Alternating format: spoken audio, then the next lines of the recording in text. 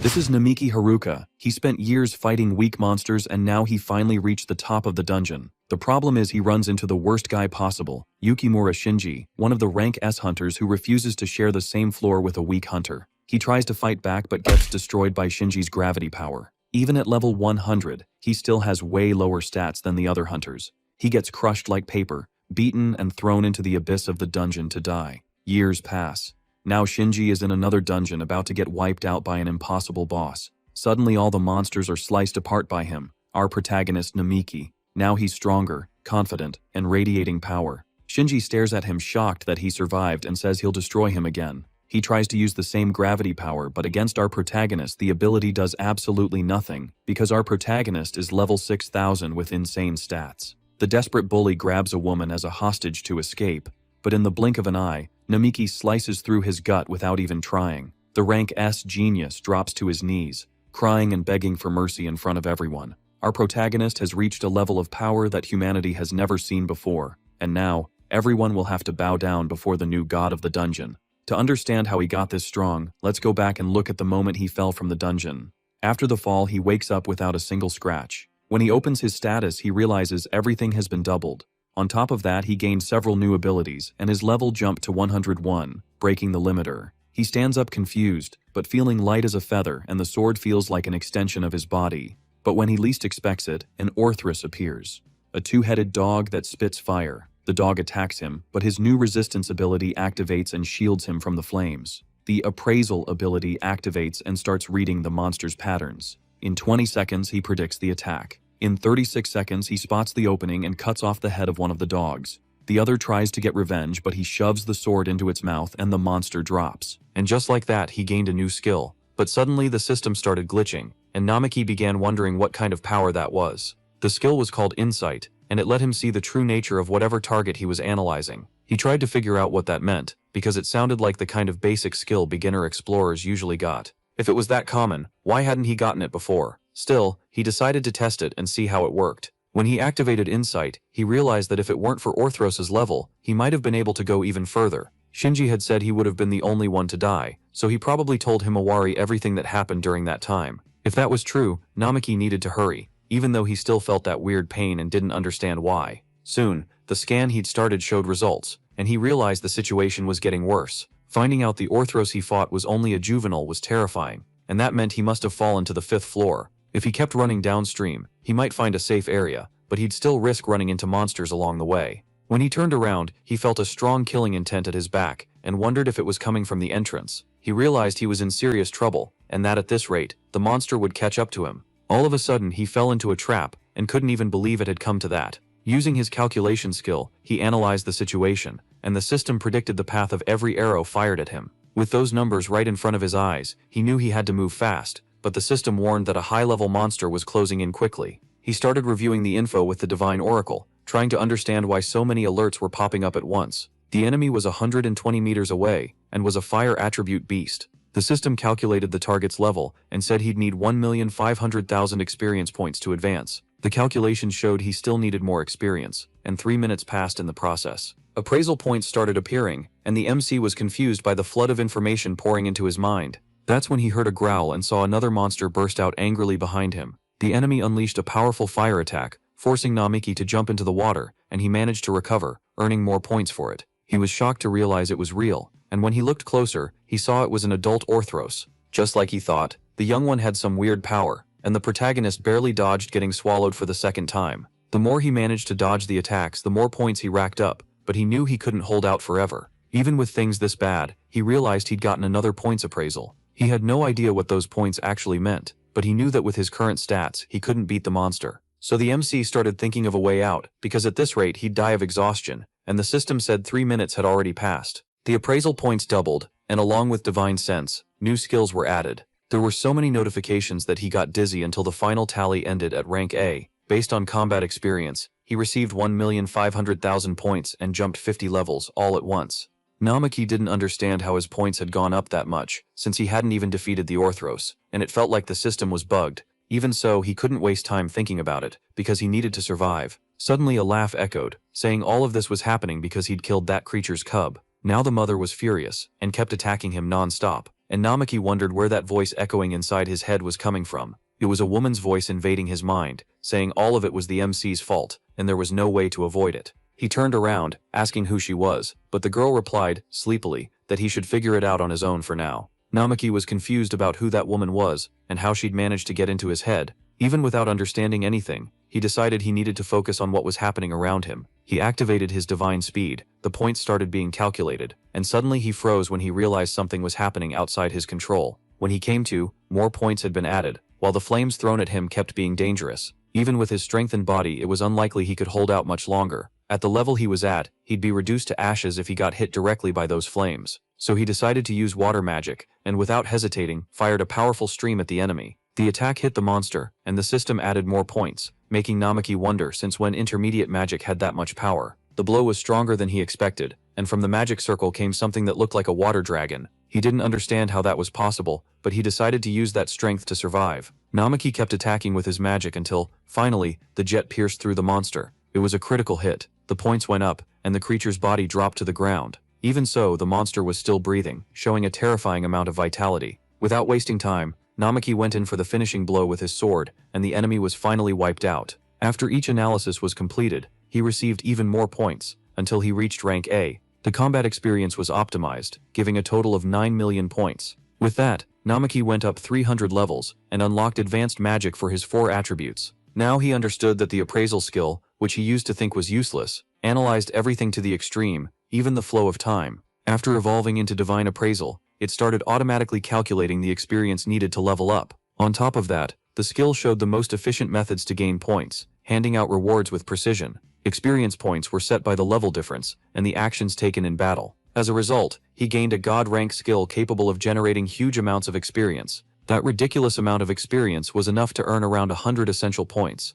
and no wonder he'd managed to reach level 100. Without divine appraisal, he never would have understood this process, but now he could push past his own limits. Namaki could tell he could become way stronger than before. Maybe now he actually had a real shot at defeating Shinji with his own hands. He got up, convinced he needed to keep fighting to level up even more. He knew it still wasn't enough, because surviving there required much greater power, and beating Shinji was still a long way off. But Namaki was determined to get stronger. Thinking of Himawari, he gripped his lucky charm and decided he'd learn to use his appraisal better outside the dungeon. He still meant to face Shinji, while the mysterious girl watched from afar and smiled as she saw her little dog get defeated. She admitted he'd had the guts to use his own power to win. It looked like he'd finally fully awakened, and at that moment, Himawari was at home watching the news. The broadcast announced that the Explorers Association would make an urgent statement about the dungeon. That morning, it was declared that the explorer Namaki, rank D, had died on the first floor, and Himawari let her mug fall to the floor, unable to believe what she'd just heard. According to the information released, Shinji Yukimura claimed that Namaki's body was severely damaged, and only his bag with personal belongings had been recovered. Himawari thought that if she'd stopped Namaki from becoming an explorer, everything might have been different, and she started wondering if he was really dead. She was wiping away tears when she heard someone knock at the door, and when she went over, she saw it was Shinji, who hadn't shown up in a while. Himawari looked at him and asked what he wanted, and Shinji replied that he was just passing by and decided to take the opportunity. Then he showed Namaki's bag, saying he wanted to return it, and Himawari recognized it really was his. Without thinking too much, she opened the door to take the bag, which made Shinji smile faintly. The moment Himawari made room, Shinji used his gravity ability to throw her into the house and close the door behind him. He laughed and asked what the problem was, mocking her as she was pinned to the floor. Himawari asked what he was planning to do, realizing she couldn't use her strength to fight back. Shinji came closer asking if she was okay, but she slapped his hand away, pulling another laugh out of him. Just like you'd expect from an explorer who survived the so-called sweet floor, she had stronger than normal willpower. Even under the pressure of gravity, she tried to get up, and Shinji asked if she was still shaken by Namaki's death.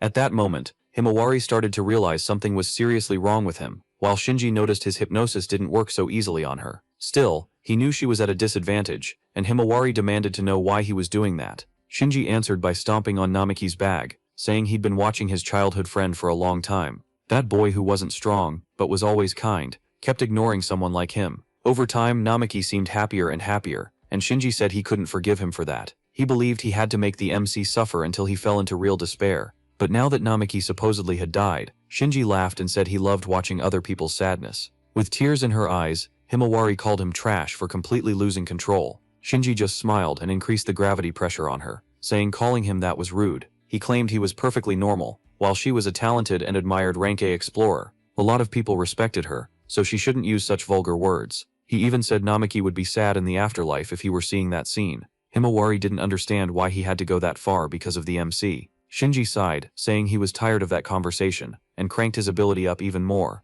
Meanwhile, somewhere else, Namaki looked back when he sensed another monster's presence, but his detection failed to identify the creature. He heard the woman's voice again, saying humans always tried to figure out everything about their enemies way too fast. She said she'd suffered because of that before, and that this time she'd prepared in advance. Namaki started wondering if the monster he'd faced earlier had already fought another explorer. A water dragon that could speak human language was unheard of, and he didn't have enough information about her. The woman explained she just wanted to talk, and asked why he was staying quiet right then. She said a one-sided conversation didn't get anywhere, and that to be strong you had to be firm and imposing. Even so, Namaki replied that she seemed like the type who talked non-stop. She asked if he was mocking her, and he hesitated, but ended up agreeing. For a moment she seemed to understand his position, but soon she got irritated, and moved in with the intent to kill him, reminding him that to her, he was nothing but a mere human. The woman said that just because he defeated her dog, he shouldn't get so full of himself. Then the MC activated his body reinforcement, trying to look stronger, but deep down he knew he still needed a real chance to win.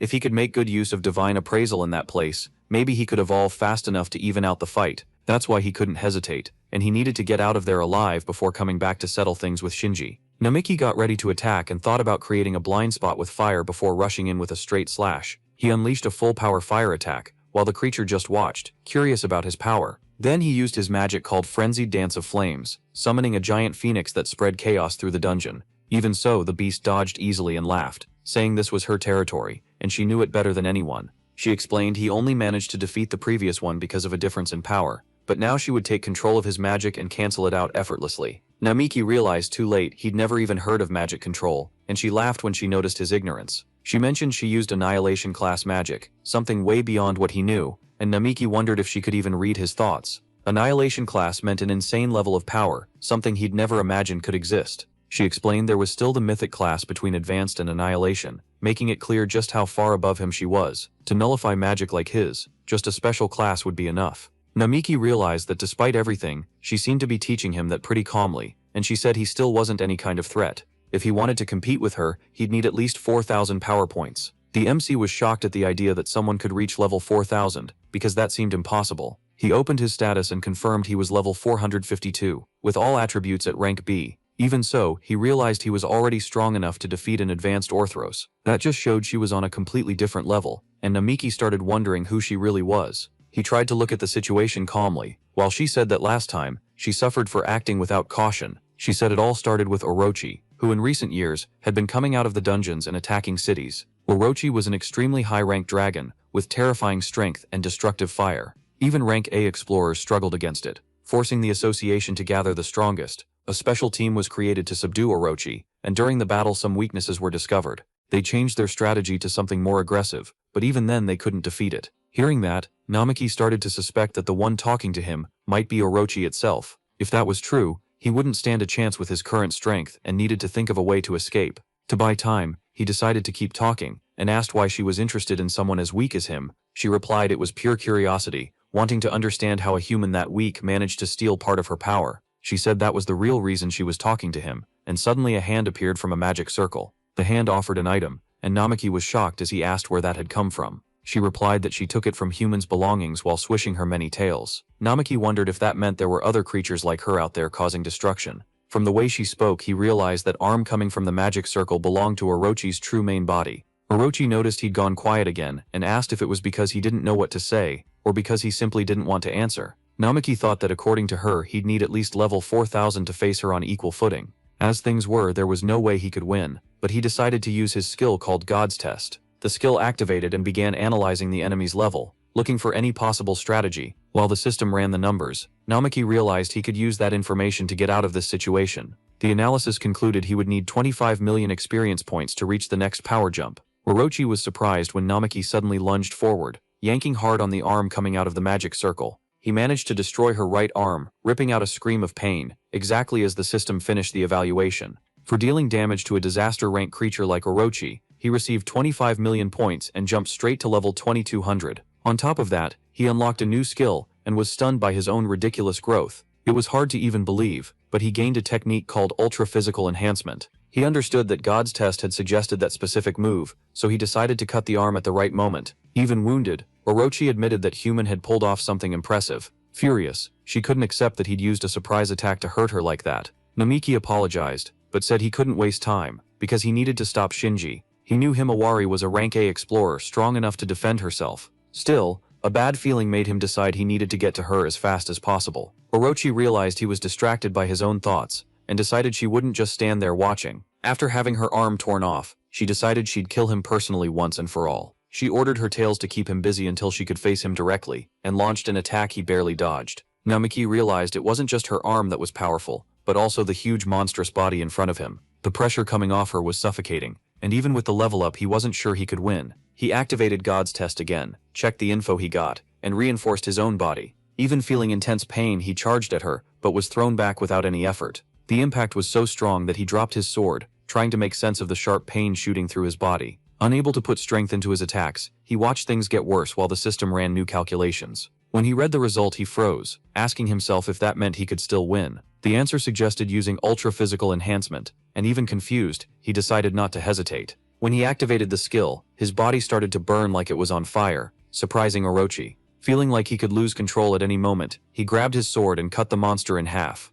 The system confirmed the target had been eliminated, and that God's test was complete. All damage and actions were tallied up, and the points started getting added again. The final result was rank AA, reflecting his combat experience and granting almost 11 million points. With that, Namiki jumped another 600 levels all at once. At the same time, Shinji was on a call, asking for immediate transport while watching Himawari lying on the ground. After the battle, Namiki also picked up 3 new skills: mental mapping, weakness detection, and a boost to his insight. Namiki felt his head spinning, probably from overusing ultra body fortification. He collapsed to the ground spitting blood, as intense pain took over his body, not understanding what was happening. When he opened his status, he realized his physical condition was critical, and even his blood alcohol level was at a ridiculous level. No wonder everything was spinning, and he understood he couldn't abuse that skill like that. When he looked back, he saw something strange coming out of the defeated monster's body, like a gas drifting away. That meant that, even dead, it might still be alive somehow. The gas seemed to be heading toward the main body, and he remembered he needed at least level 4000 to face Orochi.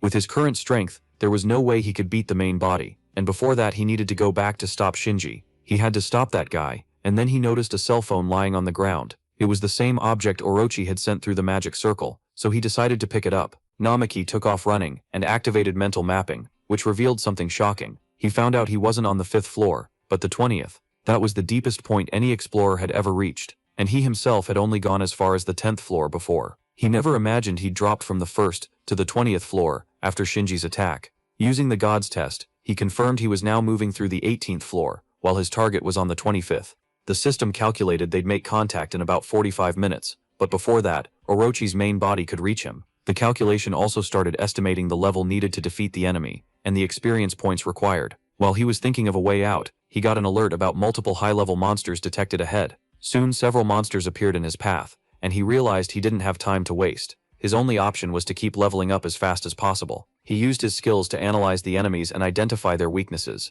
Namiki focused on watching, adapting his strategy, and exploiting every vulnerable spot to take them down precisely. He took out 3 Baphomets, boosting his points and clearing another stage of the God's test. His levels went up again, but the pain in his body got worse too. When he turned, he saw a 3-headed monster charging and fired off a powerful water attack. The hit landed dead on and blew off one of the Cerberus's heads with a fast critical, but the creature was still alive, so he decided to keep fighting and take down everything that showed up in his way. His goal was to refine the God's test until he squeezed the most out of it. After more analysis, he got around 70,000 experience points. With that he reached level 3000, and unlocked a new skill called Double Slash. He was surprised to get such a rare sword technique, but he realized the battle was far from over. The remaining Baphomets seemed to have called in reinforcements, and the monsters were muttering to each other in a weird way. Even with his stamina at its limit, Namiki thought of Himawari and decided he couldn't go down there. That's when he felt an even bigger presence closing in, and turned to see what it was. Behind him, a huge red-eyed creature appeared, way bigger than the other monsters.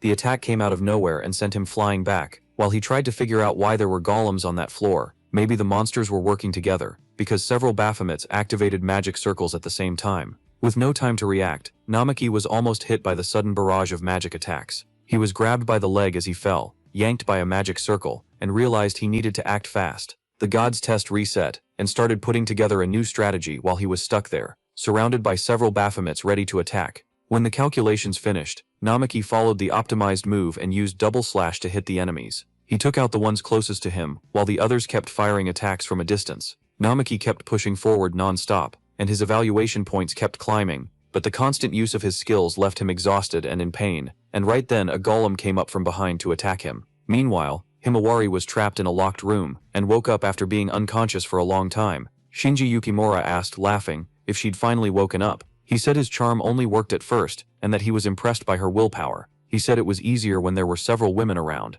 and Himawari demanded to know what he wanted. Shinji grabbed her face and said he'd never liked her, because her eyes showed she still believed Namaki was alive. He couldn't understand how she could say the MC wasn't worthy of being an explorer, and still seem like she cared. Himawari said that after a certain incident, Namaki became obsessed with getting stronger. He started risking his own life, so she asked him to stop before he got seriously hurt. Even so, she said the choice to keep going was his, because he was living his own life. And deep down, she believed he wouldn't die that easily, so she wanted to believe he was still alive. At the same time, Namaki faced the golem and used water magic to destroy its body. With that, he cleared another stage of the god's trial, got 9 million experience points, and leveled up even more. He didn't want to die there, because he still wanted to go back to Himawari no matter what. The system announced he'd reached level 600, and that his reconstruction would begin immediately. Confused, Namaki wondered what that reconstruction was supposed to mean. His body felt heavy, like it was falling apart from the inside. When the pain eased up, he saw more monsters surrounding him, while Baphomets muttered nonsense. He realized there was a barrier around him and tried to figure out what it was. The god's trial restarted, points began getting tallied, and he tried to grab his sword just as new attacks came flying in. Namaki ran to dodge and managed to neutralize the blows once again, but the Baphomets didn't stop, and he had to use double slash over and over to counter magic with magic. The neutralizations kept earning him points, and 30 minutes went by with him doing nothing but defending. Exhausted, he felt like his body could give out at any moment. Because of the barrier, he couldn't counterattack directly like before. The pain was constant, and he started messing up some dodges. Even in trouble, the god's trial finally ended, and started adding up the points. He got another 8 million experience, and gained several levels in just a few minutes. Now he was level 3 tamed till his 8, only 200 levels were left to hit the minimum needed, and trigger that reconstruction thing. He still didn't understand what it meant, and then Orochi appeared in front of him, noticing how exhausted he was. Namaki turned and saw Orochi's original body, who said she was finally there in her main form. She looked humanoid and worn out, since she'd spent all that time making her way to him. Namaki wondered how she'd managed to catch up to him across 5 floors in just a few minutes. She passed through the barrier and came closer, seeing the mess he'd left along the way.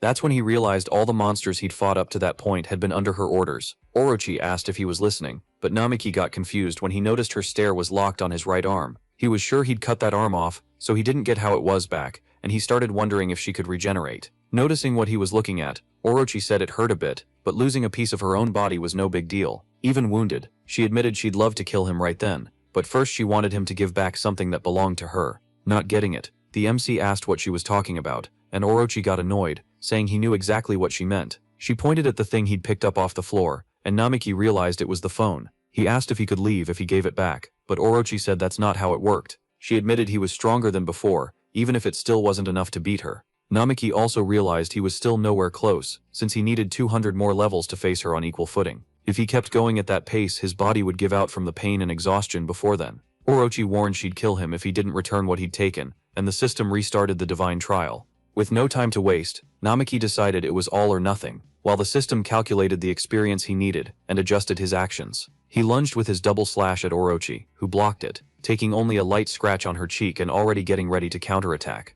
She mocked him, saying that scratch was pathetic for a special attack, while Namaki's experience jumped by 13 million and his levels shot up fast. When he hit level 4000, his body started reconstructing right away, and a sudden explosion made Orochi flinch. When the smoke cleared, Namaki realized his body had changed with the evolution, and Orochi felt a different kind of pressure coming off him. The MC wasn't feeling pain anymore, and at the same time his senses were even sharper. Seeing how things were, Orochi ordered her monsters to attack, taking what she thought was the best chance. They all threw their attacks at once. Namaki simply jumped and slipped through the attacks like they were nothing, leaving Orochi shocked by his strength and speed. In just a few moments he shut down everything coming at him. Even though it seemed impossible, Namaki activated the divine test again, and the analysis finished in seconds. The system revealed that Orochi was a disaster-class monster, with 12 units under her command. His new skill let him land solidly, even under another wave of attacks. Namaki charged at the monsters, and Orochi was stunned to see his speed jump again. He beat down everyone who appeared in front of him with ease, pushing his evolved double slash to the limit. The strikes multiplied, wiping out the monsters without giving them any chance to react. The system updated his stats, showing that now he could face Orochi head-on. She noticed several openings in his movements, mainly in his back, and decided to attack from there. But the shot only grazed his shoulder, because the protagonist dodged and sprinted sideways at the last second. Annoyed, Orochi clicked her tongue and fired a water bullet that chased him. That's when she saw Namaki pop up in several places at the same time, like he'd split himself. Shocked by the new ability, Orochi ended up getting hit by attacks coming from all directions. Just like that, Namaki defeated her, letting out a breath when the system confirmed the target had been eliminated. He took a deep breath and realized he'd won everything on his own, looking at the destruction around him. Even so, he couldn't stop wondering what he was turning into, since he'd entered that floor. The feeling of making those cuts was still fresh, but Namaki could only vaguely remember what he'd done. Even though she was a monster, Orochi was a super high-rank creature, and it was almost impossible to face her in that state. At least the crisis had been avoided thanks to his abilities awakening, and now he needed to get out of there while he still could. Suddenly, a voice echoed in a loud laugh, saying she never imagined she'd be defeated so easily. When he turned around, Namaki was met with an unbelievable sight. The monster's body was glowing, and she kept talking like nothing had happened. Stunned, he wondered if she was immortal, while Orochi laughed and admitted she'd underestimated him, even after that brutal attack. Maybe it was better to finish him off by going all out at once. After all, it had been a long time since anyone had managed to turn the tables on her. The system warned that magical energy was rising fast, blowing past the previous threat levels. Namiki watched her body knitting itself back together while she laughed at his expression. Her creatures also got ready to fight, and he had to cover his eyes from the blast of light coming at him. When he could see again, he saw Orochi surrounded by several other monsters. He could barely believe all those creatures had been hidden inside her the whole time. The demon stroked one of the monsters and said he must be so shocked he couldn't even scream. She laughed again, saying nobody would expect something like that after everything that had happened. That was because the protagonist had forced her to fight seriously, and now she didn't need to hold back anymore. Orochi whipped her tails at him, while the monsters rushed in at the same time. Barely, Namaki managed to dodge and activated the divine test again. The system updated the info on the opponent, revealing the main body with 6 tails. Each creature had different abilities, and even weaker than the main body, they were strong enough to keep him moving non-stop. He took off running, but the monsters were still way too many, boxing him in from all sides. Even after evolving, Namaki wasn't strong enough to take everything on by himself. Under pressure, he ended up getting bitten by one of them, and fell to the ground. His body got thrown far, and he lost his sword during the fall, getting back up pissed off. With the monsters so well coordinated, there was no room for mistakes. The system confirmed major blood loss after the bite on his right shoulder. Orochi walked up taunting him by asking where his speed and power had gone. Taking advantage, she ordered the monsters to finish him off once and for all. Namaki wondered how he could beat her in a situation even worse than at the start. He tried to think of some way, some opening he could use to fight back. That feeling of being in control and winning with his own power vanished all of a sudden. If he used that ability again, maybe it would change the game, but it could also leave him even more hurt. With the divine test, he calculated the most efficient actions and decided to follow the plan it pointed out. A force started to grow inside him, intense and out of control. When the monster attacked, Namaki managed to dodge and went for a counterattack. With his sword in hand, he threw it at the creature's teeth, but they withstood the impact. Even so, he could feel the enemy's power was overwhelming. In the end, awakening that strength wasn't enough, and he was still being outmatched. His body burned with pain and his vision spun, until he was hit head-on by the monster's fire. He was hurled far away by a chain of attacks from the monsters, one after another, without a break. The pressure was so intense that the system activated a damage reduction skill, but it wasn't enough to block everything. He almost died right then, barely avoiding a fatal blow before collapsing to the ground. Orochi shouted, asking how long he was going to keep pretending, and ordered the monsters to finish him off already. Even so, Namaki kept trying to think of some strategy he could use to his advantage. That's when the demon herself asked why he was just standing there, and he realized there was one monster different from the others. The creature was just licking the blood on its hand, and the others started staring at it, curious. Orochi didn't understand what was going on, but something was clearly wrong. Suddenly, all the monsters seemed woozy after tasting Namaki's blood. They stopped being threatening, and became weirdly docile, leaving even Orochi speechless. With that empty goofy look, they seemed completely out of it, and Namaki finally started to get it. The fortification he'd used earlier raised the alcohol level in his blood, giving a drunk feeling. By drinking his blood, the monsters went into a state like Berserker, only drunk. Just like in the legend of Yamada no Orochi and its connection to booze, that could be used to his advantage. Namaki smiled while Orochi screamed for the monsters to snap out of it and stop acting like that. She was furious, but she couldn't make them obey. Even knowing what had happened before, the creatures kept acting like idiots. When Orochi turned around, she saw the MC draw more blood from his own arm. If they wanted that liquid so badly, then he'd give them more. Shocked, Orochi asked what he was planning, and Namaki activated his enhanced physical fortification. He taunted the monsters, calling them all at once to come fight. The creatures rushed in, and he felt that amount of blood would be enough to turn the tables. As soon as the first one attacked him, it got drunk again and stopped moving, just like he expected. But before Namaki could take advantage of it, pain flooded his body, and he doubled over.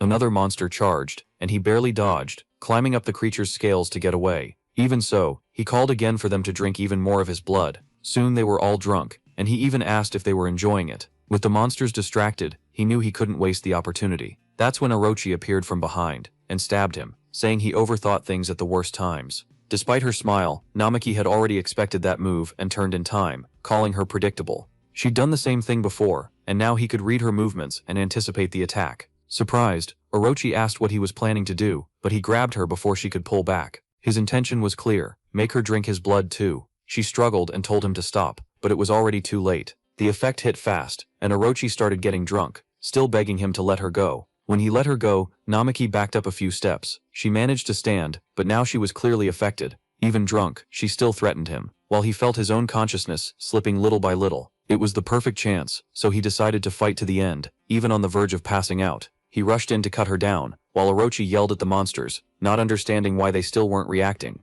Instead of reacting, the monsters just sighed and lay down on the ground, going still, and Orochi asked what was happening. Taking advantage of the opening, the protagonist activated his physical reinforcement skill again to attack. She turned around, worried, realizing that at this rate they could all actually die for real. Without hesitating, he charged in and cut down all the monsters again, leveling up as he defeated each one. Namaki reached level 6000. At the same time, Himawari was still trapped in the room when she saw someone open the door. A girl came in, and Himawari recognized Aoi, asking why she was there. Aoi said it had been a long time since they'd seen each other, and that she got a message from Shinji asking her to visit. Suspicious, Himawari asked if Aoi had fallen for Shinji's charms, which confused the other girl and made Himawari even more irritated. She wanted to know if Aoi was being manipulated and tried to make her see it, but Aoi asked her to stop bad-mouthing Shinji, saying he saved her and was a good person. That's why Aoi kept insisting Namaki was dead, and that in that tough moment, Shinji had comforted both her body and her mind. To Himawari, that only proved her friend's mind was under hypnosis.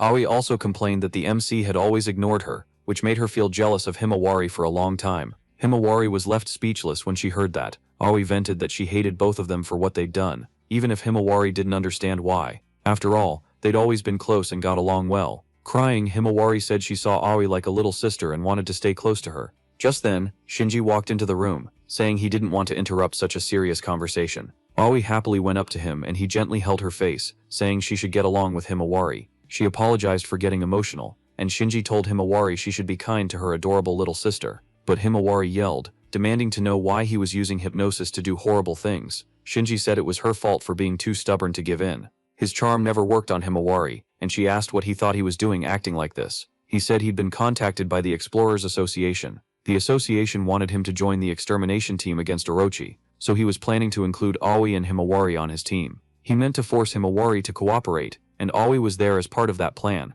holding on to him intimately. Aoi complained that his touch tickled, which made Himawari furious at the sight. Smiling, Shinji declared that Himawari would be on the team, whether she wanted to or not, because he wasn't going to leave Aoi alone. Meanwhile, Namiki's vitality had dropped to 5%, and his condition was critical. Even on the verge of death, he still felt like he was alive, but there were only 137 seconds left. He didn't understand how he was still conscious. He only felt the warmth of someone touching his skin. Without realizing it, his head was resting in Orochi's lap. While the system warned there were 90 seconds left, the demon herself knew it, and Namiki thought he should have decapitated her earlier. Orochi said it was a shame, but explained they were made up of 8 entities, and would only die if all of them were defeated. Namiki grumbled that she was still a monster, and Orochi seemed offended by the word. Even so, she admitted he'd surprised them, and almost wiped them out completely. Smiling, she said they would accept him, as the remaining time dropped to 30 seconds. Confused, Namiki didn't understand what she meant, and Orochi got impatient at having to explain it again. There were 10 seconds left until the protagonist died, and Orochi realized things were truly critical. She had to act fast, so she pulled something out from inside a magic circuit, while he asked what she was planning to do. Without really answering, she just smiled and drove the dagger into his chest. Then she wished her master good night, and the system began the divine observation. The synchronization between Namiki and Orochi started to rise, and the system confirmed the connection between the two. With that, new abilities were unlocked, and his stats shot up drastically. When the MC woke up, he saw one of the monsters beside him and sat up in a panic, but he realized the creature was only watching him, with no hostility at all. He looked for his sword, but couldn't find it. Instead, his hand touched something unexpected, and he realized Orochi was lying next to him. Startled again, he tried to figure out how his enemy was there, sleeping peacefully. To make it worse, he noticed he was completely naked, which made everything even weirder. Not knowing what to say, he got up to look for his things and get out of there as fast as possible. One of the monsters came up and rubbed against him, and Namiki quietly asked it to stop. The noise woke Orochi up, and she complained before noticing he was standing. She smiled, happy to see her master was awake, and soon he found new clothes to put on. Orochi praised how the clothes suited him, even though they were pieces she'd stolen from humans in the dungeon. Still, they were clothes with magical protection, made especially for him, which made him ask for an explanation. Namiki didn't understand how he was alive after everything that happened. Orochi then realized she still hadn't explained anything, and the two of them sat down to talk. She said they'd made a contract, because he had died once, but managed to synchronize his body with hers before the end. The protagonist realized then that the memory of the dagger in his chest was real. If that was true, he figured he was in the same state as her now, and asked if he'd become a monster. Orochi said no, explaining that from now on he was just linked to her. Confused, he asked what that meant. Thinking about how to show him, she asked him to close his eyes, and told him to let her borrow his. Even without fully understanding, Namiki agreed and asked what her real name was. She realized she'd never properly introduced herself, even though people called her Orochi. Her real name was Hachi, and then he closed his eyes and did what she asked. All of a sudden he felt something weird, like he was seeing himself from the outside. Hachi asked what it was like to see his own body from her point of view. He admitted it was strange, but he was finally starting to get it. Basically, now he could use Hachi's powers. She laughed, happy that he caught on so fast. His stats had gone way up because of the bond, and she decided she'd explain it better later. Meanwhile, the Explorers Association was meeting in a conference room on the 3rd floor. The leader of the subjugation squad, the rank B explorer Ishihara Katsuhiko, gathered everyone to discuss Orochi's defeat. Over the last few days, the attacks in the dungeons connected to her had increased. They'd only managed to hold back some of Orochi's tales and help the affected cities, even with support from the police and investigators. The damage was huge, and several areas had to be rebuilt. According to Ayaka Kyogoku, they knew Orochi had 6 different forms and already knew some weaknesses thanks to the last battle. Orochi's weakness was a high concentration of alcohol. In previous fights, when they managed to inject alcohol into her, it caused major damage. They now understood why monsters could get drunk like humans, and the legend of Yamata no Orochi seemed to make sense. Ishihara explained they were working with a big company to get an enormous amount of alcohol. The plan was to get ready immediately and use the dungeon's 4th floor as the battlefield. They would lure Orochi there and get her drunk enough to finish her off. Ayaka stressed that everyone needed to fight together and announced that someone would handle the front line. Right then, a voice spoke up telling them to leave everything to him, and the one who walked into the room was Shinji, accompanied by several girls. Ishihara knew who he was, and trying to be polite,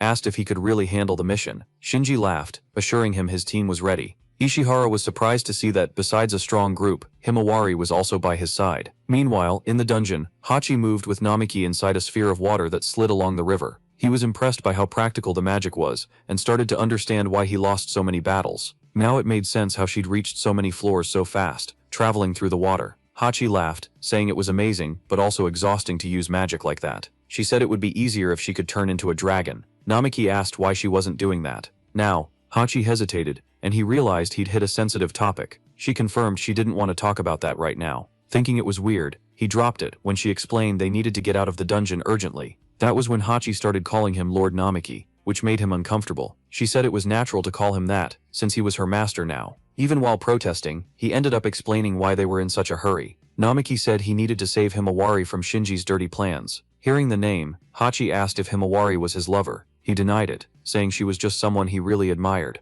Hachi laughed, but didn't explain why, while the MC thought that maybe now he could face Shinji. On the 4th floor, several explorers were gathering in the dungeon's big plaza with their supplies. They brought down countless barrels of alcohol, and even Himawari was helping. Ushihara walked up and asked if he could talk for a moment. She agreed, and he thanked her for helping with the mission against Orochi. He said it was impressive to see a genius girl debut as an explorer while still in high school. Himawari had reached rank A in record time, and become a role model for many. Ayaka warned him for letting his over-the-top excitement show, and he apologized. Then he asked why she'd joined Shinji's group, since his reputation wasn't good. Himawari hesitated, remembering the threats involving Offly and the humiliation she'd witnessed. When she went quiet, Ushihara asked if something was wrong, but she said no and that she'd just known Shinji for a while. Inside, she promised she'd save Offly no matter what. Watching Shinji surrounded by girls, including Offly under hypnosis, she thought that if Namiki were there, everything might be different. Shinji noticed her look and smiled cruelly, knowing it hurt her. Even so, Himawari decided she wouldn't waver and that she'd find a way to break his spell. Suddenly, someone reported that something like Orochi had been detected approaching, and everyone was hurriedly gathered. On the 4th floor in the big plaza, the explorers identified 15 humanoid forms. Soon the MC noticed it beforehand, and told Hachi to stop for a moment, even though she didn't understand why. She slammed on the brakes, and he complained about how sudden it was, but Hachi reminded him he was the one who told her to stop. Namiki explained there were scouts nearby, and they were aiming at her. Confused, Hachi tried to understand better, until he showed her the phone he'd picked up earlier. When she saw the screen, she recognized her children in the news about the subjugation group's 8th operation. That's when she realized the enemies were gathered there and asked what they should do. Namiki said they needed to watch first, and he activated the God test. Using the skill, he was shocked to see Himawari and Shinji together. Looks like they'd told her the protagonist was dead, and she believed it. Even so, he wondered what had happened in the meantime, and Hachi noticed it too. She knew Shinji was the one responsible for Namiki's suffering, and that he wasn't someone you could trust.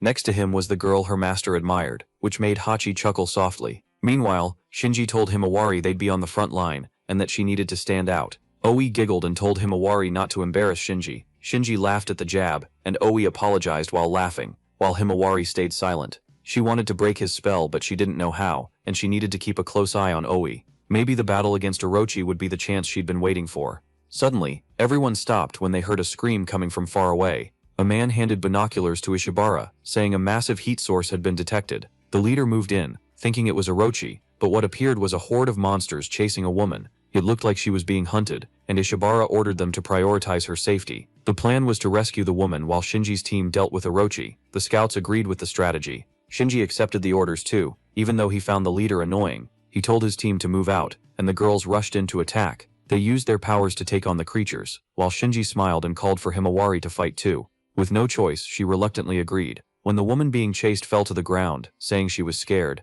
Himawari ran to help her. With a sword strike, she drove the monster back and asked if she was okay. The woman said yes, thanking her for saving her. Other scouts arrived to protect her, leaving the monsters to Himawari. The first step of the plan had worked, and Hachi, disguised as the woman, realized that really was the girl Namiki admired. She admitted to herself that Himawari wasn't half bad. As she passed by Shinji, he noticed how beautiful she was, and thought about using his charm on her later.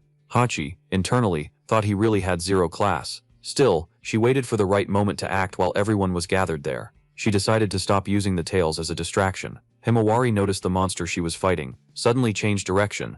The creature started flying toward Shinji and the other girls, making everyone tense, not knowing how to react. Shinji turned around in alarm when he saw the monster flying straight at him, and when he tried to run, a huge explosion went off behind him. He didn't understand why the creature was focused only on him. He decided to use his gravity ability to pin the monster down, and activated the power right away. But to his surprise, the ability was cancelled the moment it started working.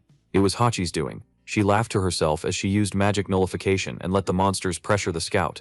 Shinji fell to the ground and yelled at his team, ordering them to protect him. The girls, still under hypnosis, obeyed immediately, but before they could act, Himawari stepped in front. She took the hit head-on and went down, and Hachi whispered angrily, calling her an idiot for throwing herself in like that. She knew her master would be furious if he saw that. Himawari tried to get up while Aoi watched, confused, not understanding the reason for the sacrifice. She said she had to protect Aoi and Namiki, because they were like her disciples. Even so, Shinji's hypnosis kicked back in, and he ordered Aoi not to use her powers without permission. Himawari panicked when she saw her friend suffering under his control. Shinji then threatened, if Himawari didn't face Orochi, Aoi would pay the price. Himawari screamed for him to stop, and Hachi sighed, realizing things were getting out of hand. While passing the information to the MC, Hachi summoned another tail, startling the scouts. But before they could react, several monsters were cut down in an instant. Himawari froze when she saw who was coming closer, and recognized the MC right away. Stunned, she asked if it was really him, and Namiki smiled before running over when he saw she almost fell. She said she was fine, which made him let out a sigh of relief, but he still wanted to know how he was there. What shocked her the most was feeling the change in his aura, especially after seeing him take down Orochi with a single move. Namiki sighed, and said a lot had happened, asking what she was doing there. Himawari explained she wanted to retrieve his belongings that were left behind, and looked at Shinji, still on the ground. The protagonist also stared at the explorer, and Shinji took a moment before recognizing him. Shocked, He asked how he was still alive after so long in the dungeon.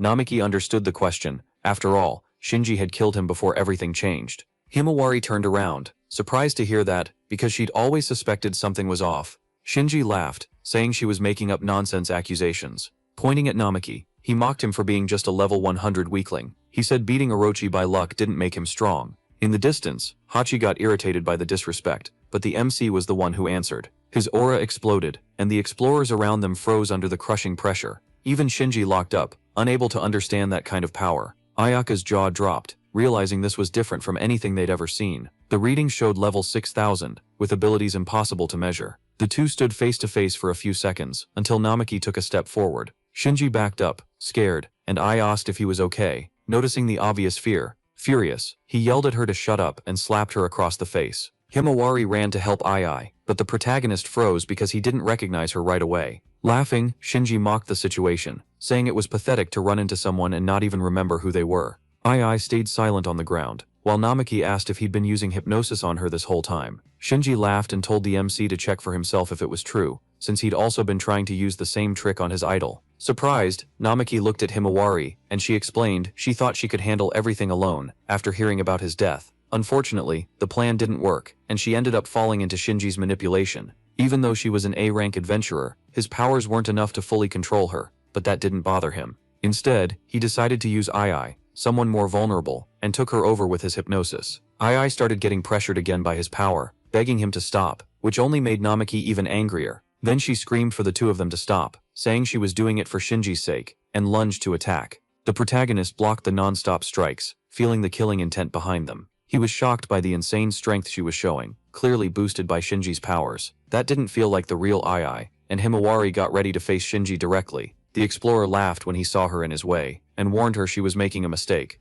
Namiki tried to bring Ai back to her senses, but she screamed that he'd never noticed her feelings. Hachi commented that her master seemed way too busy, which caught him off guard, but she already knew what to do. Without hesitating, she jumped into the fight to help. Shinji's eyes went wide when he saw the woman from before leap in close to them. Hachi fired off a destruction spell called Extra Present, hitting Ai dead on. After the impact, Ai froze for a moment and then came back to her senses, confused. The MC asked if she was okay, and she stared at him, still trying to process it. Relieved, he realized she'd broken free of the hypnosis and watched her stand up and pick up her sword again. She said she needed to say something important, while Hachi walked up laughing, pleased with the result. Namiki understood that Hachi had destroyed the enchantment magic that was holding Ai. Shinji, totally lost, asked what had just happened, but no one paid him any attention, because Hachi only wanted to get close to her master after helping. The protagonist complained about how clingy she was, but promised he'd praise her later, which made her happy. Ai watched the scene and asked who that pretty girl was. Before he could explain, she said that if it were Himawari, maybe she'd back off. All of a sudden,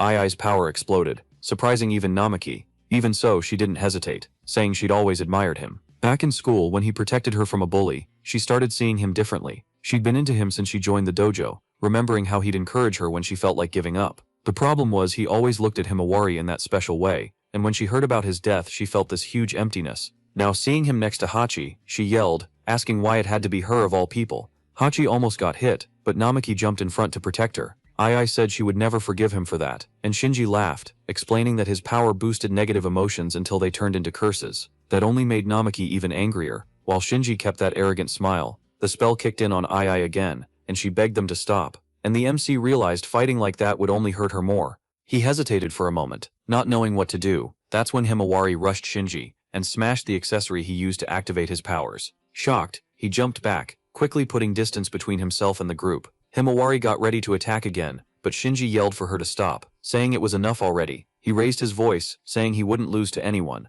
Then he unleashed his enchanting ability with even more intensity. Ai was taken over again, while Shinji ordered her to give herself to him completely. Seeing that, Namiki asked how he could hurt her like that. He tried to get closer, but Shinji's power was feeding hate, envy, sadness, and shame inside her. Shinji wanted to take all those feelings for himself and get stronger. Under the hypnosis, Ai agreed to hand over her power, and the energy flowed into his body. Himawari was stunned, while Hachi muttered that he was the worst kind of exploiter, someone who used negative emotions for his own benefit. Shinji smiled, satisfied as he felt the power growing inside him. Himawari moved first to stop it, but Shinji threw her back using his gravity. Her movements locked up in midair, and he bragged about being stronger. Even under pressure, Himawari didn't give up, determined to save Ai. Shinji laughed and taunted her, saying it was all her fault, and that she should kneel. The gravity got even heavier, until Namiki stepped in to keep her from getting hurt. He told Shinji to stop, accusing him of hurting the people he cared about. Shinji, though, called the MC a hypocrite who pretended to be a hero. The gravity pressure dropped onto Namiki, trying to force him to his knees,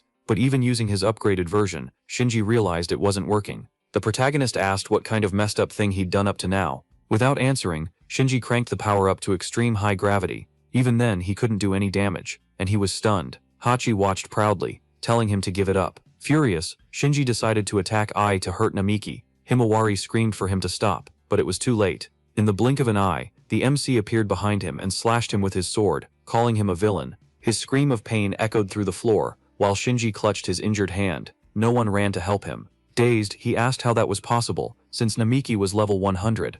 Then the protagonist stepped closer and revealed he was level 6000 now, grabbing him by the collar. Then he dropped him to the floor and told Hachi to use healing magic on him. She agreed, even if reluctantly, and accepted the request through their mental link. Over time, the injured explorers were taken away for treatment, including the girls Shinji had controlled. Aoi called out to Himawari, crying and apologizing for everything. Himawari held her hand and said she didn't need to blame herself. She also told Namiki to rest, promising things would be okay.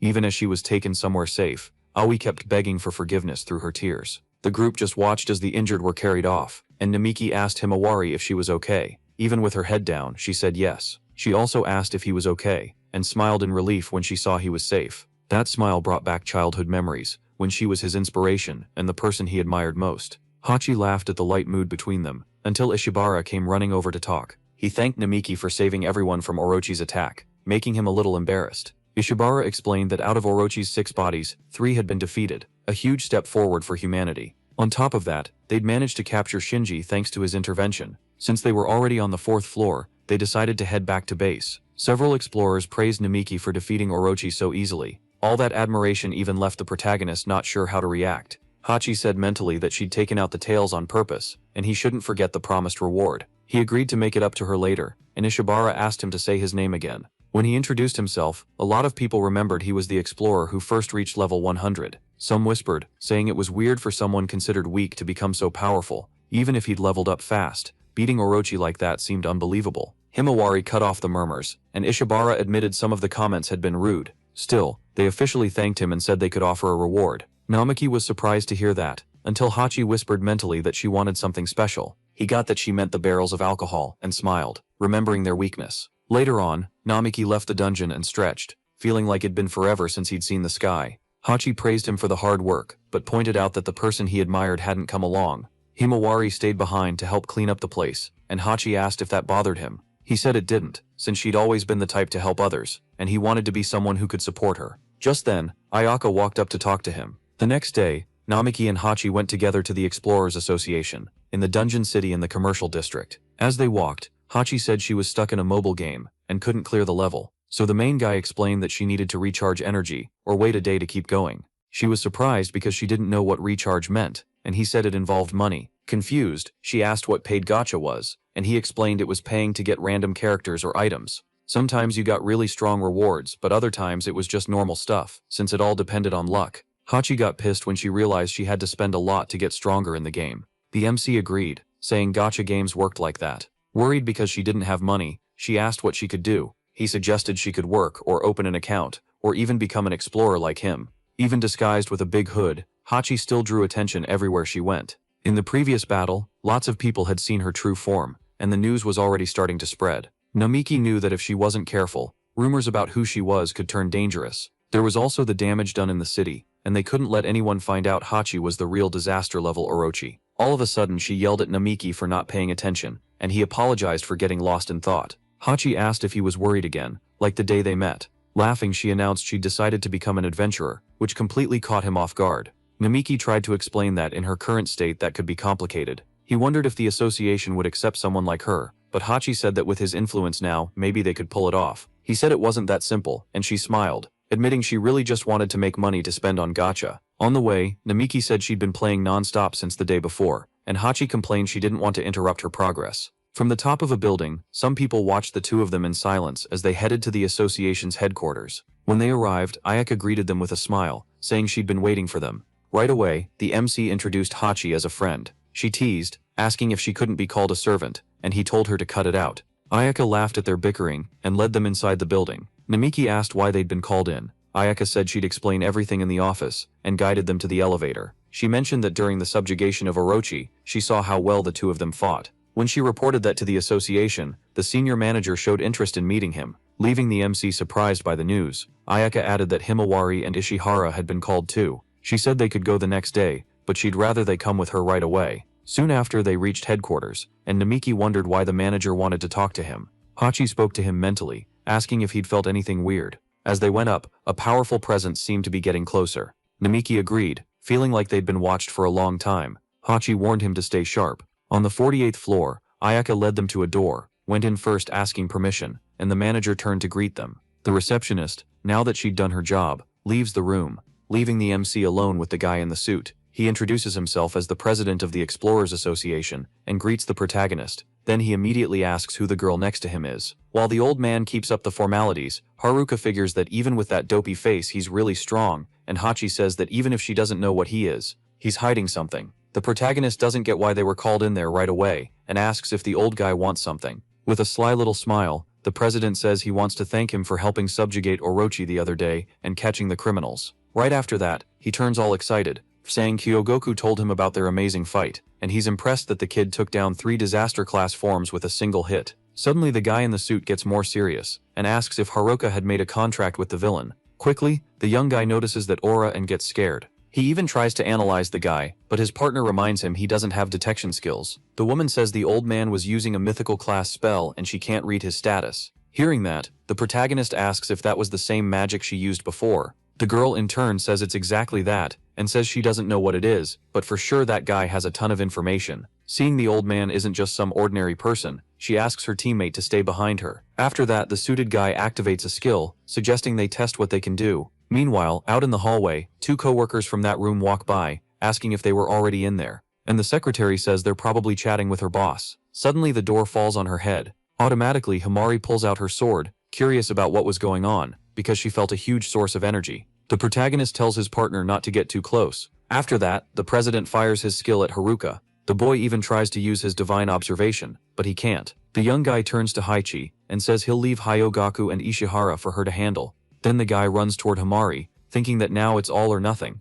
The protagonist tries to neutralize his enemy's attack, but he only manages to split it. Seeing there's no way to avoid it, the boy hugs his partner to protect her. However, Haichi steps in front, taking all the damage and revealing her true appearance. Even after that, the girl asks with a smile if the young guy was hurt. Panicking, Haruka says he's fine, but he worries about her injuries, and the woman explains she just let her guard down. Himari thanks her for the help and says they need to treat those wounds quickly, but she seems totally unconcerned about it. Right after that, Haichi decides to use a skill to heal her injuries, leaving the girl surprised because she was back to normal in a matter of seconds. The protagonist asks if his teammate was really okay, and the woman says yes. After that, she says they'll have to take things seriously from then on, otherwise they're gonna end up dead. The old man in turn is impressed, because the 2 of them were better than the report said. That makes him even more excited to fight them, and the young ones are ready too. But the secretary shows up screaming like a maniac, telling them to stop that. So everyone decides to cool it and starts cleaning up that mess. Then the president apologizes for going overboard. His secretary says she'd already told him about Namiki's status, and that if he went all out, he'd end up destroying and damaging the area around them.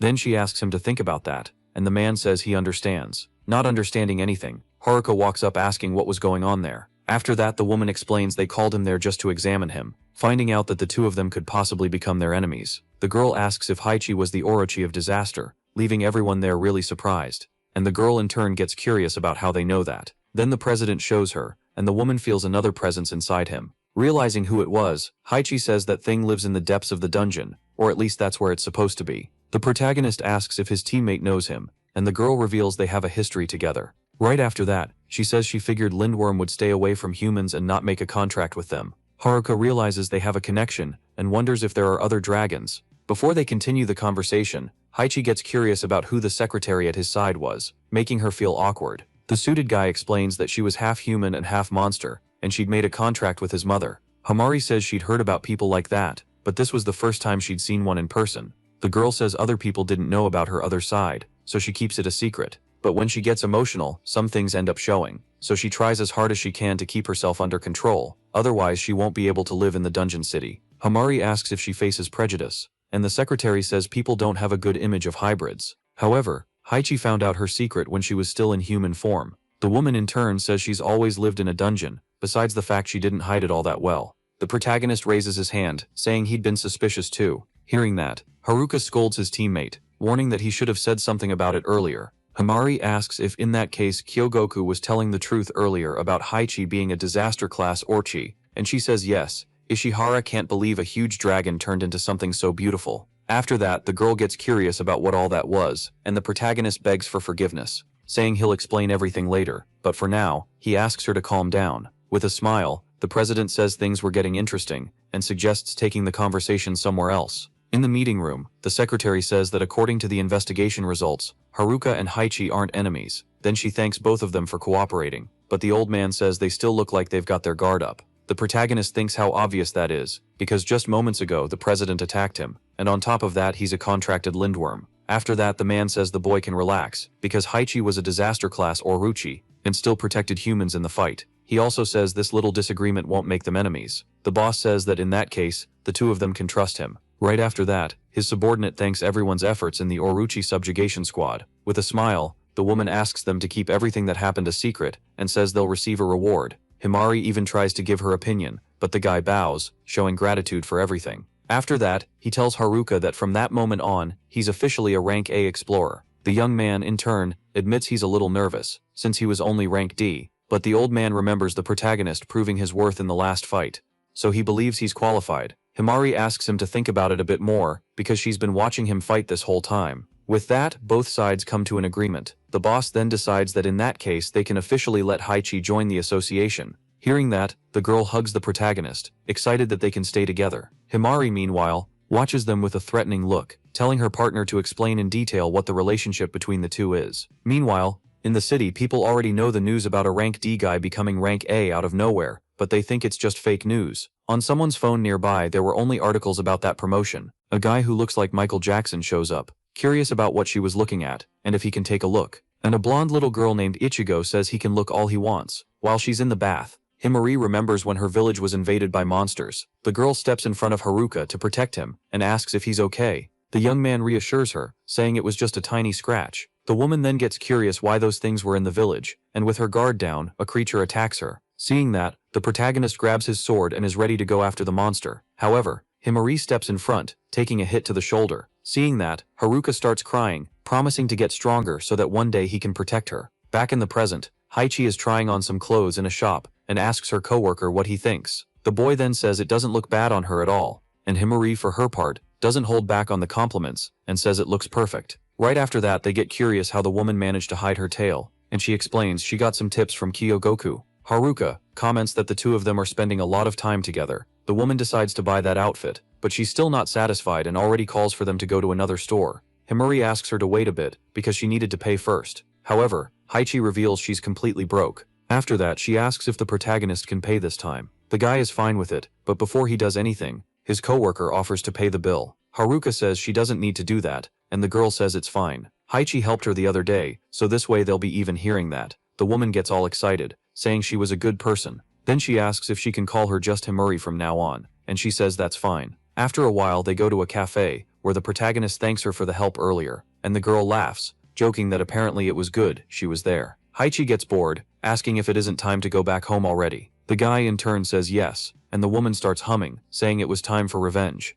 Haruka's surprised that she's planning to keep playing once they get home. Hearing that, Himari looks kinda bothered, wondering if they live together. And the guy says yeah. The protagonist explains the girl didn't have money to find another place. Haichi says that obviously she'd stay by her master's side. After that, Himari gets curious why the woman calls her partner like that. Then she pins the boy against the wall, asking if he was into that stuff, and he gets even more nervous. All of a sudden, the girl suggests that she and Haichi live together. The woman says she can't leave her master's side, but Himari says he can come too. After that, the protagonist's phone starts vibrating, and he leaves the table to see what it was. It was Kyogoku saying there's an urgent request for his Explorers Association. The secretary says a huge number of goblins showed up on the 3rd floor of the dungeon, and one of them is the goblin champion. Because of that, a lot of people got hurt, and the woman asks if they can swing by there. After that, the group accepts the request and heads to the place. Inside, Haichi gets curious if her master wasn't tired since they'd been running for a long time, but the guy says there's still more than 1 kilometer, which bums his teammate out. Then she asks why they're going on foot. The protagonist remembers that the woman can only move fast where there's water, and there isn't any here. Haichi then suggests they use some car, but Himari says they don't have permission to use the association's vehicles and there's a whole process. The girl says when they went to wipe out Orochi, they put in a request, but they didn't get anything. They couldn't keep control of the vehicle arrangements because of the emergencies. Haichi gets discouraged by humans insisting on rules, and the protagonist explains they keep order. After that, Haruka notices the place's upkeep and gets curious where they got those resources. Suddenly, his head starts to hurt, and his partner asks if he was okay. The guy says yes and thanks her for worrying. Soon they spot a light at the end of the tunnel, and when they get there they don't get what happened. In front of them were a bunch of goblins down, knocked to the ground. The boy says it looks like someone got there before them. After that they realize that guy who looks like Michael Jackson was standing there smiling at them. The protagonist wonders if he took care of the creatures all by himself, but the guy says he had someone else. Hearing that, the three of them get on alert, and Haruka says he doesn't see anyone else. But the man says he's wrong again, because his partner was right by his side. All of a sudden the young guy notices the girl's presence, leaving him confused about when she got that close without him noticing. The mysterious guy in turn reveals she'd been there from the start. Then the girl opens her mouth to say the protagonist was strong. Next the girl lunges at Haruka, but he manages to dodge and is impressed by how fast his opponent is. The girl says his strength wasn't a lie, and because of that she decided she'd be honest too. After that the battle continues, and Mia explains her teammate was testing Himari's skills. Ichigo, on the other hand, says it still wasn't enough, and keeps up her string of attacks. The protagonist gets desperate, trying to get the girl's attention. Himari wonders how that kid was so strong. After that, the girl activates a vibration skill on the woman's body. She realizes that if she keeps this up, she'll end up getting overloaded. Ichigo tells the woman to give it everything she's got, and she tells her not to underestimate her. After that, Himari focuses all her muscles, and the girl understands it's a body enhancement. Next, the two of them clash and get pushed back, making both of them respect each other. But the kid says the brawl still isn't over. Himari doesn't back down and charges at her opponent too. But before the two cross again, Mari uses a skill to swap their positions. Avoiding a fight, Ichigo tells her partner not to do unnecessary stuff.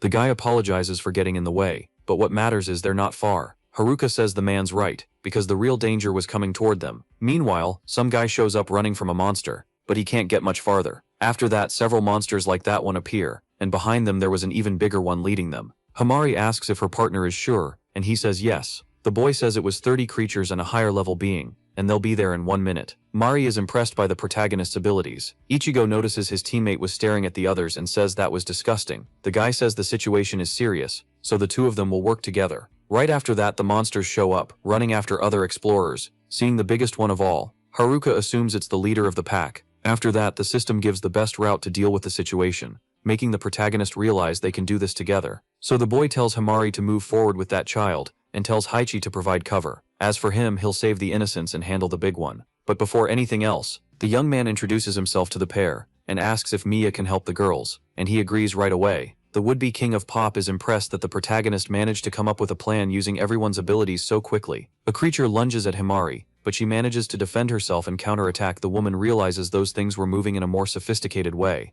Like the explorers, Ichigo tells her to stay sharp because there were more monsters behind her. Himari easily takes them all out with her sword. Even the little girl noticed the creatures were acting strangely. Right after that, she asks Mia for something, and suddenly the girl's axe becomes huge. The monsters run toward her, but with just one swing of her weapon she wipes them all out. After that, the undead leader goes crazy and runs at an adventurer. Seeing that, Haruka wonders if that was a unique skill. Then he warns Haichi that the monster was a problem. The woman supports her master so he can push forward. With that distraction, the protagonist manages to land several hits on the monster, finishing it off, and the two of them level up. Haruka and his partner celebrate the victory. Meanwhile, Himari starts staring at her teammate in silence, and he asks if something was wrong, but with a smile on her face she says it's nothing. Then she starts thinking about how the guy has changed a lot. The adventurers who were in danger bow, thanking them for the earlier help, but the boy says they don't need to treat him like that. Himari smiles, saying she's really proud of the protagonist, making him feel awkward. The boy remembers when people used to mock him for being a weak level 100 before he died, but now it was different, because he's gotten a little stronger now, and he's made reliable friends. Haruka doesn't know why he has the God's Test ability, and hopes that one day he'll be able to understand.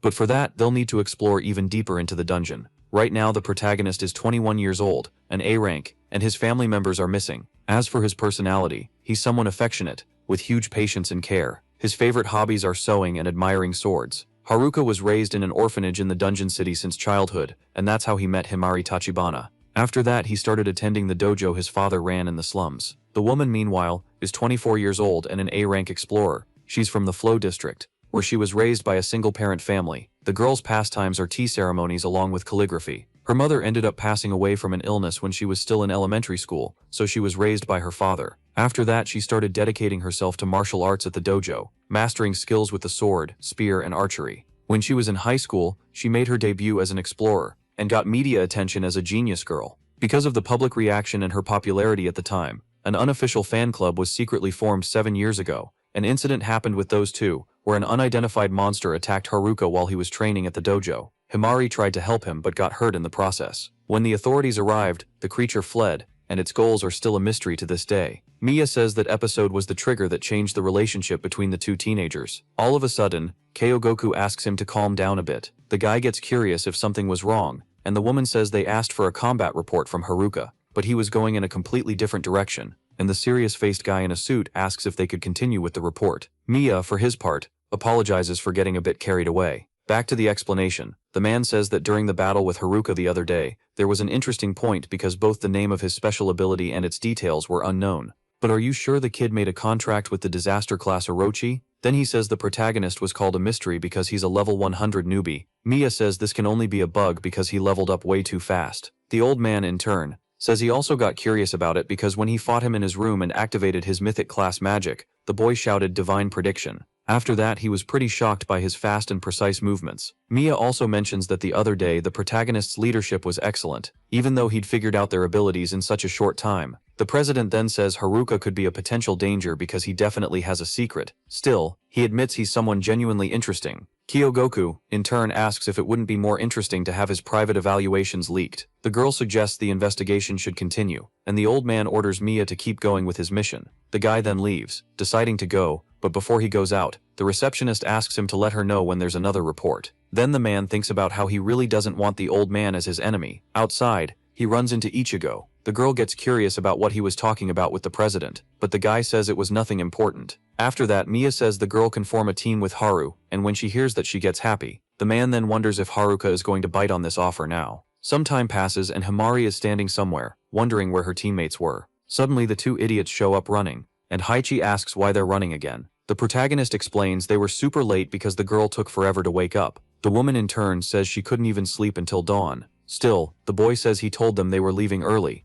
Haichi says that place doesn't even have good items, but Haruka says he's tired of her excuses. Right after that, the girl apologizes to Himari for being late, but she says it's fine. The woman hugs the girl, thanking her for her kindness, and says she's really different from a certain master. After that, Mia shows up with his friend and apologizes for being late too. The guy explains that Ichigo never wakes up because she has low blood pressure, which makes her weak in the morning. After that, the group goes into the dungeon with the goal of wiping out the boss and his underlings in the deepest part. Haruka asks Mia where this request came from, since it wasn't listed on the Explorers Guild bulletin board. Besides, it comes with a really fat reward, around 5 million. Haichi says if they split it, that's about 1 million each, which gets her excited to spend it all on her game. Right after that, Mia asks the others to just trust him, even though he can't reveal the client's details. Ichigo starts giving him a hard time, and the guy tells her to forget about it for a bit. After that, he remembers how the girl got pretty excited about the idea of forming that team again. The blonde, in turn, says it's not really like that, but someone else might be thinking that way. The protagonist apparently gets the hint, but decides to focus on the objective. Haruka thinks about how his life completely changed after getting divine prediction, but there's still a lot about the skill he doesn't know. On the bright side, he can gain a ridiculous amount of XP, but if an explorer found out, they'd want to get their hands on it. Suddenly the boy feels that same headache from before again. Haroni notices he's acting weird and gets worried, but the protagonist reassures her, saying he's fine. After that, the protagonist says he feels like he's about to remember something important, and the girl in turn doesn't understand anything, but her teammate can't really explain it properly either. Suddenly he's informed that disaster-class monsters were approaching fast. The protagonist activates his divine prediction skill to calculate battle strategies. Seeing the boy staying silent, Mia gets curious about what's going on. Haruka realizes he's being watched, and gets annoyed. The young man thinks about how he believed he was just a mysterious person, but he's starting to suspect him. Haichi admits that guy's thoughts are hard to read. The protagonist says divine prediction split them into 2 groups, and for that he'll need her help. After that, the woman warns there were multiple goblin knights among the enemies, and getting surrounded by a group like that could be a huge problem, so to avoid that, it's better for them to split up. After that, Haichi tells Himari to go with Mia to the right passage, and wait, while she goes left with Haruka and Ichigo to set up an ambush Himari. Intern asks why her teammate is talking like that, and the woman says she'll explain everything later. Even though she doesn't like that answer, the girl accepts it. Before leaving, she asks the protagonist to be careful, and he says they'll meet again when it's all over. Then the group splits up and takes their positions. Mia realizes they sent him away on purpose. After that, Himari asks if the guy is good at hand-to-hand combat, but he says he knows the basics. The woman explains that the enemies specialize in group tactics, so she comes up with a plan and he'll watch their back. Hearing that, Mia says the girl really gives off serious person vibes, the complete opposite of the protagonist. So he asks if the two of them were dating, and Himari gets embarrassed by the comment. After that, the girl says that topic is totally inappropriate, and the guy says he's just trying to break the ice. Suddenly, a goblin riding a wolf tries to attack Himari, but she manages to defend herself. Mia asks if they can finally start the battle. Right after that, the girl charges in, but one of the creatures uses its mist. She knows that's bad because it completely blocks her vision. A goblin comes up behind her and steals her sword. Seeing she was getting cornered, Himari wonders where Mia disappeared to. After that, the woman gets knocked to the ground and pinned down by the monsters. When she sees their nasty faces, the girl immediately understands what they're planning to do and starts screaming for them not to do anything. She even tries to do something, but she can't get any strength into her body. Himari calls the creatures trash, but before she can keep insulting them, one of them bites her shoulder. As she screams in pain, the goblin looks at her like it's enjoying it. She thinks about how that species sees women and children as nothing but targets for their lust, so they probably want to break her will to fight. But monsters like that don't have the ability to drain the strength from her body, so she assumes it's because of the mist from before. The wound on the girl's shoulder starts getting worse, and she starts getting desperate, trying to find a way out. Himari thinks about how pathetic she is for letting her guard down, and she gets frustrated just imagining Haruka seeing her like this. One of the goblins grabs her dagger to finish the job. But before that can happen, he gets hypnotized and drops the weapon. Even without knowing what's going on, the woman decides not to waste this chance. The girl manages to break free, but she knows that if she stops fighting, she won't be able to get out of this situation. One of the goblins attacks from behind, but she manages to turn quickly and hit him with an arrow. Other monsters try to surround her, but Himari manages to dodge and then finish off the wolf. The exhaustion from the wound on her shoulder starts getting more intense, and the girl thinks she needs to deal with it fast. Right after that, she finds her sword on the ground and runs to grab it, but as a result she ends up taking a shot in the back. Even so, the woman gets up one more time and activates an ability on her sword. Our video ends here. If you liked it, leave your like. See you next time. Bye bye.